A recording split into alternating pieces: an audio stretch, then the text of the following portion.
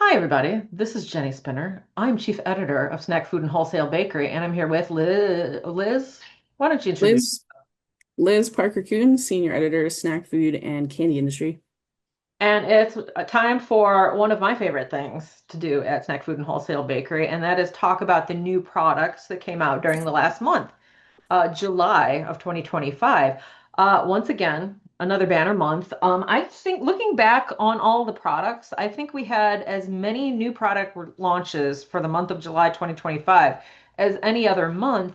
So all of you producers coming out with innovative new stuff, you gave us plenty to talk about. Liz is going to start us off. Yep, my first product is a collab between Potbellies and Zapp's. I think most people are familiar with Potbellies. It's a sandwich chain, and they have tasty chips you can buy there. And then Zapp's is, of course, a chip producer. So they came out with a collab featuring Potbellies hot peppers flavor. Try to say that three times fast.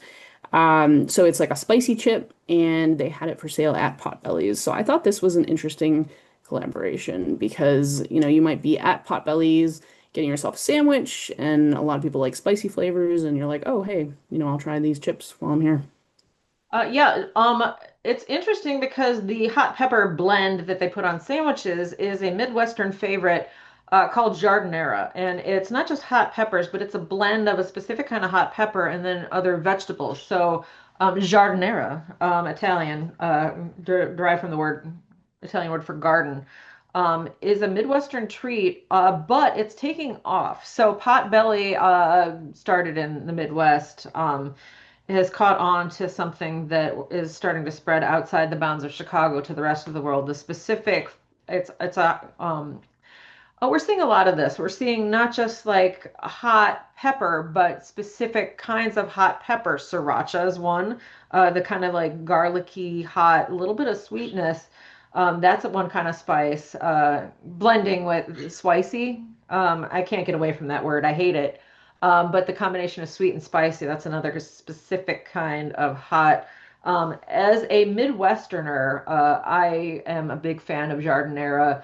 A lot of my friends who are Chicago expats, they go to a grocery store in Los Angeles where they moved to, for example, and they're like, "Ugh, I asked for jardinera at the store and they don't have it." Well, rejoice because the spreading of jardinera snacks like this, which is available in their stores, but also we're starting to see jardinera in other snacks and other pizzas and things like that. So good news, hot pepper lovers. I'm a hot pepper lover. Liz is not so much. You So do. she might not be going yay like I am.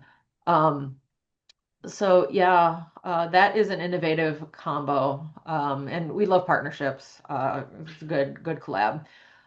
Speaking of mashups, this is an innovative flavor from the cinnamon toast people, cinnamon toast crunch people.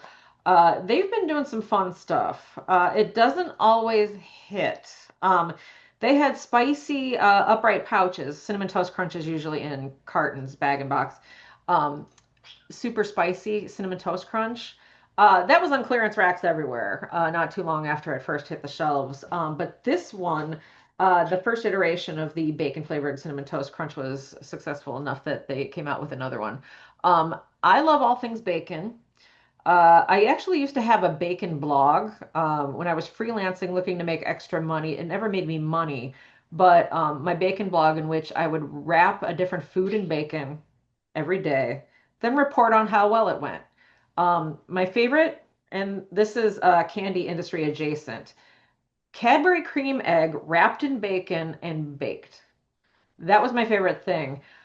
So I'm on the positive side for this cinnamon toast crunch bacon flavored cereal. Liz, how did this one hit you? So this was interesting to me. Our friends over at our sister magazine, National Provisioner, they had posted about the flip side, the flip product, which Hormel had put out last year. It was bacon flavored with cinnamon toast crunch, like crumblies or flavor, and that I would totally eat because I love. There's a place around here that does like candied bacon, and it's great. This one I was kind of like, I don't know, like They offered samples. I actually sent it to our production manager, and I think she said her boys loved it, her adult age Oh, okay. boys. And I think anyone who's like what you were saying, anyone who's intrigued by like a bacon flavor would see this and be like, ooh, like that could be good. Like a sweet and salty type combo. Yeah, yeah. I am a big fan of like feel free to take this. So instead of frying bacon in a pan, you put it in an oven like 350. I think it takes like 12 minutes depending on the thickness of the bacon. But the last couple minutes of baking, sprinkle brown sugar on it. Excellent. Or just buy the Hormel cinnamon toast crunch bacon. Liz, what is your next selection? So mine is we're on a chips tangent today. Mine is Bangers. They are a brand that does caffeinated potato chips, and I've seen a lot of caffeine products. RIP to Panera's caffeinated lemonade while we're on this subject. The But heart I've of the people seen that drank it. Um, yeah, yeah. That took a turn, but yeah. But generally when I see caffeine products, I see it in a confectionery. So like Awake, for example, we talk about them a lot. They do yeah, like they're great. caffeinated chocolate and like that makes sense to me. You have like a little bite of chocolate. So I don't think I've ever seen like a chip with caffeine in it. So, and that was interesting. And like what's also interesting is they said the packaging has, I think, a warning label. So they're like, if you're pregnant or if you are like Mhm. sensitive to caffeine, this has caffeine in it, and like here's how much is in it. But I think that would be interesting. Like I think if people are wanting a little caffeine boost and they're like, oh, I can have chips and caffeine at the same time, like why not? Yeah, I'm intrigued. I'm doing fine over here with my coffee and zero sugar Coke and things like that. I might not be the target market. I'm thinking they're Bangers, which is also the name of a really good Miley Cyrus album for anybody who might be looking for a new listen. Um, I don't think that I would buy this, but I can see the appeal. If you're having right around the time like 2:30 in the afternoon when you're getting the post lunch, like why am I just ate 2 hours ago, why am I hungry again? And also crashing. If you're that kind of person, this could be perfect because you're like, I'm feeling a little bit snacky. I need a snack. I'm feeling a little bit down. I need some caffeine. One shot. Well done, bangers. I don't see snack companies, like you said, seems like a first. I don't see people wanting to pack caffeine in everything like they are protein, which brings us to my next item. Catalina Snacks is a company that the founder, which I had the pleasure of talking to not too terribly long ago, the interview is yet to be posted, so look for that. Um, like me, dealing with diabetes. I believe he's type 1, I'm type 2. And one of the things that if you've got diabetes, it's like low sugar, high protein. Um, and that's good for you. But everybody's looking for more protein, whether or not they got the beatus or not. Catalina has expanded from its cereals and things like that to oh gosh, they've got cookies, and this latest thing is granola, but specifically with a little bit more boost of the protein. Um, it's great. Well, I mean, this kind of thing is good for in the morning. Start your day with protein. If you have TMI, let's make this about me. If you are on a GLP-1 drug like I am, um, an extra dose of protein in the morning can help deal with the side effect of like a little bit of And nausea, which I appreciate. So I am the target market for this one because I'm old and I have the beatus and I'm working out, so I need energy. Catalina is interesting. They sent me their it's like a cinnamon toast crunch, but it's had a lot of protein, so I tried that out. And then they also sent me a snack mix, which looks great, but I haven't tried that yet. But I think, correct me if I'm wrong, I think this is the first granola product from them. Yeah, So couple it should flavors. be interesting, especially if people are like, I think all their products are keto or like keto friendly. I ended up telling a friend about it. But if people are like, I'm looking for like a lower sugar snack and, lots of protein, this would fit the bill. Yeah, they've got this isn't their first cereal, but this is their first high protein granola, and Granola. um granola, if you flip over the back of most granolas, they're a little, I mean, they're lots of tasty granolas out there, but the nutrition profile is not ideal. And this one is an interesting foray into the category that is a little bit more truly BFY. Um, oh, it's your turn to talk. Sorry, I'm going on. I was gonna say for a transition on the flip side, if you want a high sugary snack, Giordano's, that's my first stop every time I come to Chicago, or their friends at Lou Malnati and similar. But Giordano's is doing a collab with a company called the Original Rainbow Cone. And Mhm. like most people, at least if you can have dairy, most people are like, let's go get some pizza and maybe we'll have some ice cream for dessert or some sort of sweet thing for dessert. And Giordano's making that easy because they will ship two pizzas and I think there was an option for a third pizza too, like one to three pizzas, two to three pizzas, and they will also ship you the ice cream. And I was like, can I have samples, please? Because we no longer have Giordano's because we can't have nice things. But anyways, yeah, we had one in Detroit and it closed, and in Holland, Michigan. So anyway, I digress. So they sent it to me, and I was able to have Giordano's straight from my oven the other That's night, awesome. which was excellent. And I haven't tried the ice cream yet, but it's in like one of those, I don't know what you call those. It's not like a gallon or a half gallon. It's just like a flat tub kind of ice cream, Sure. and it's like a sherbet flavor or like a multicolored flavor. So I was like, yes, please, like please send this to me. Because as much as I love Detroit style pizza, I really love Chicago style. So I think this should do well. It is a bit pricey. I looked on their website because I was curious, and I don't know if it's just, shipping it with the dry ice or what. It's a bit pricey, but I think it's an interesting collab. And the original Rainbow Cone is also based in Chicago. I forgot to mention that. Yeah.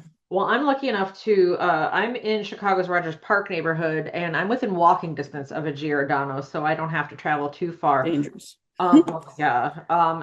It wasn't too far that I had to travel a bit to get to the original Rainbow Cone. There was one in the train station, Chicago's Union Station. Um, there was the original Rainbow Cone original location on the south side, which is a bit of a hike. But in the last couple of years, they've made a foray into different places. I did a 5K near Soldier Field, which is south-ish, south and east, and they had a original Rainbow Cone food truck, so that's a little bit closer. But even better than that, um, there's a chain called Bona Beef, Italian beef sandwiches or just beefs, if you're in Chicago, that is co-located with an original rainbow cone inside it. And this is just a couple miles west of me. You have to drive. There's no buses or CTA Ls that go there, but it's a little bit closer. So I'm pretty lucky to be close to both of those. However, if you are a Chicagoan and you are missing your Chicago flavors, the deep dish of Giordano's, the stacked different flavors of rainbow cone, congratulations. You have a way to get it now sent directly to your house. So it's a bit of nostalgia and a bit of like homesickness remedy if you are from Chicago, but you don't have to be from Chicago to enjoy a good pizza and good ice cream. Uh, we're into chips and we're also into pizzas. So um, let's talk about Palermo Villa. Palermo Villa is a pizza that does a lot of fun collabs. And branded stuff. And one of the funnest ones that they've done in recent years was Palermo Villa's Stranger Things pizza. If you watch the last season of Stranger Things, you know that Argyle, the character that likes to partake of uh, herbal recreational drugs, um, worked at a pizza place called Surfer Boy. So they came up with this creative tie-in of Surfer Boy pizzas that's got, the Surfer Boy look to it, the Stranger Things branding on it, and in flavors, including um, what is it has become one of my new favorite topping combos, jalapeno and pineapple. Sounds weird, maybe? Try it. It's great. So that worked out so well that Palermo Villa came out coinciding with the upcoming new season, new flavors. I'm talking and I'm interviewing somebody from the company on Friday. I am bringing up a personal objection. The new flavors do not include the jalapeno pineapple. Um, so consider this my formal objection. I will try the new ones. I will try the new ones because the combo sound good. But I'm missing Argyle's jalapeno. Argyle's the character. Jalapeno. pineapple combo. Liz, how did these sound to you? Do you watch the show? I do watch the show, so I'm excited. I think it's coming back out soon, right? Sometime this year. And yeah, I thought it was interesting. They sent me a bunch. We made for my husband, I made like I think it was like a three meat pizza or something with something spicy on it, and he enjoyed it. And what he really enjoyed is that they have collectible stickers in each one. You kind of just cut the box across and you can collect them. So that's kind of an interesting thing. And then I posted about it on my personal Instagram, and one of my friends was very excited about it. She's like, "Oh, like I saw these and I missed them last time they were out, so I want to try to, get them." And I think they're at Walmart, maybe somewhere else, but for I sure think it is Walmart. a Walmart exclusive. Yeah. So if you're not a Walmart fan, but you're a Stranger Things fan, you have some thinking to do. Um, So my next one, we're back to desserts. Very desserty today. So Levain cookies, which I had the pleasure of trying for the first time in February when I was in Chicago, and it was like, this is good. I understand the hype. They're doing a partnership with Urban Stems, and I think that's just a cute idea in general, because you're like, hey, like, I want to send some cookies to my significant other, or I want to send it to a friend or whatever. And then they're partnering with this flower company, so you can just send them like a nice little cookie and like flower. Mhm. Um, package. So I think that should do well with consumers. Yeah, because I'm sometimes if you want to give somebody a treat, are they a person who likes sweets? Are they a person who likes flowers? The combo of the two, treat them twice. That's a good one. And I have not had Levain.